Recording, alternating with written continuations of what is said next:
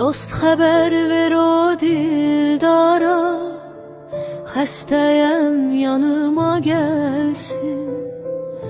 Daha düşdüm yataqlarda, olsun dərdə çarə gəlsin.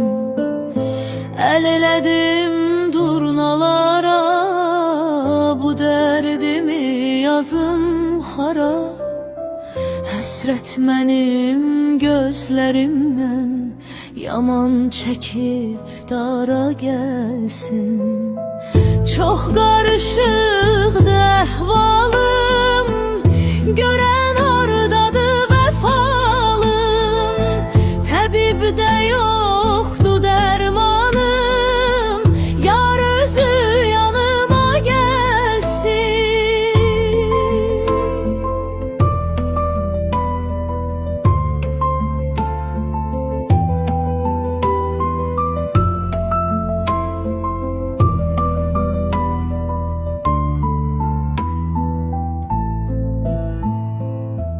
Bülbül köçüb gəlmir bağa, sarılar məskən salar bağa.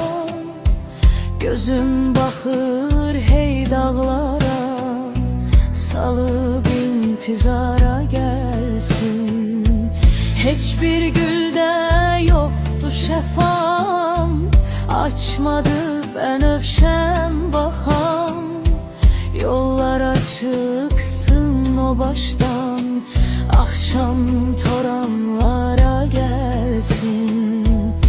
Yol uzanır sonu hara, eşkim dalıp hayallara.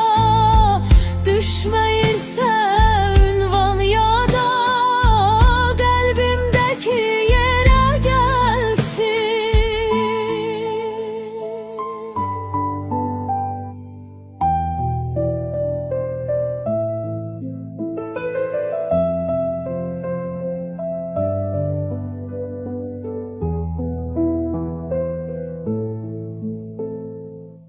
Yovşanlıyam, ağlamaram, xara könül bağlamaram. Bəlkə yataqdan qalxmaram, tapşırsın məzara gəlsin.